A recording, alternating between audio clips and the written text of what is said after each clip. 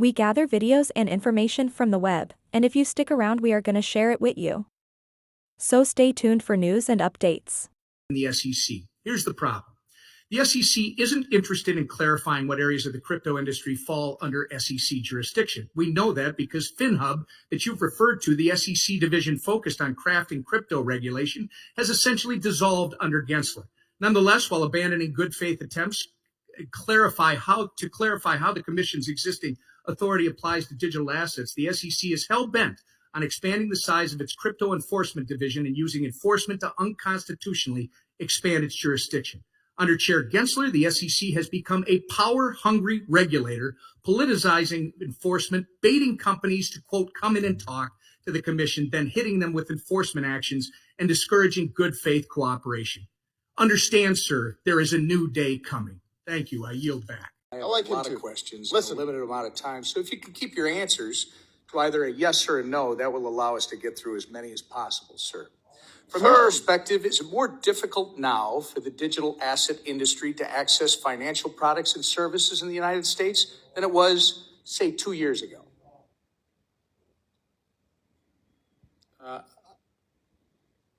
Sir, I'm not running Yes one of those or businesses. no? If they came into compliance, I think Reclaiming my time. The answer, sir, is yes. Do you think you and the SEC have had a role to play in that? I think we have a role to protect the American investor and the capital markets. And Reclaiming my time, sir. You have played an obvious role in that. During your tenure at the SEC, how many rules has the SEC finalized that actually accommodate the existing regulatory framework and are specifically to the digital asset industry so the crypto market can come into compliance? It's our rule books that are on the books for years, so we have not finalized any new rule specifically with regard to crypto. We've proposed some things in best execution. We've also... Sir, reclaiming my time, the answer is zero. Hey! And how many enforcement actions has the SEC levied against digital asset companies during your tenure, sir? I think it's probably 40 or 50. The answer, sir, is about 55. 55? My understanding is that the biggest crypto failure in history is probably FTX at $9 billion. Yes, sir. Were you the chairman of the SEC when FTX collapsed? Yes. And how many times did you meet with FTX prior to their collapse? Oh, let's go.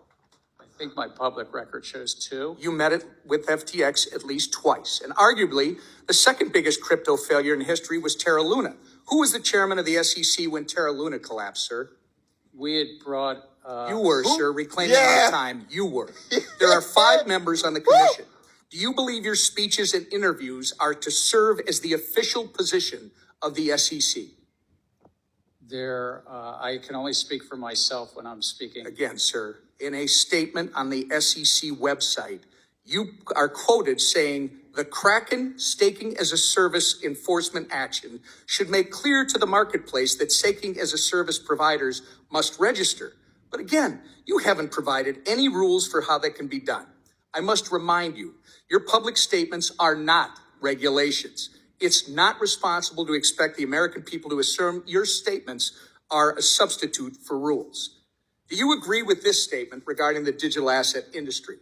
The SEC needs additional congressional authorities to prevent transactions, products, and platforms from falling between the regulatory cracks.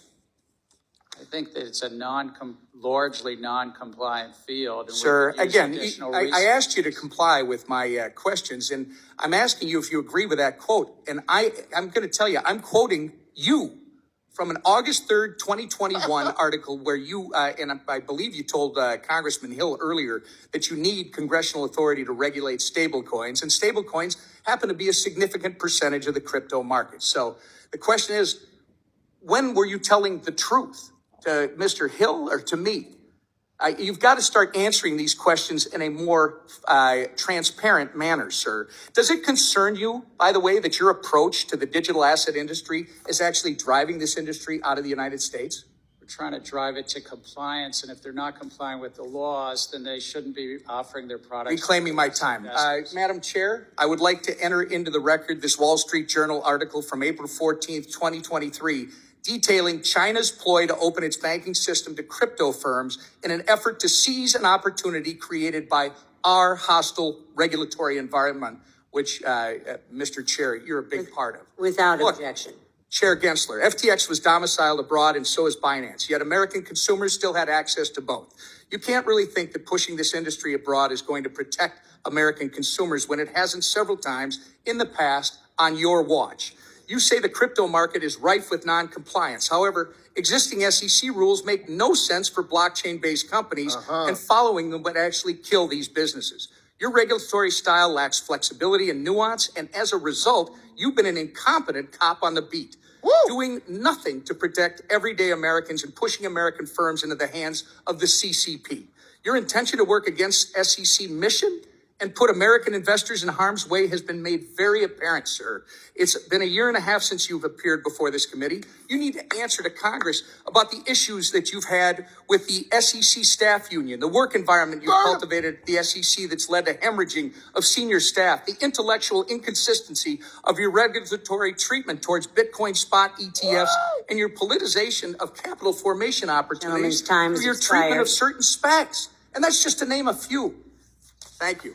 I yield. Gentlemen. This is not financial advice, and by any means you should not take any advice from us. We have no financial background.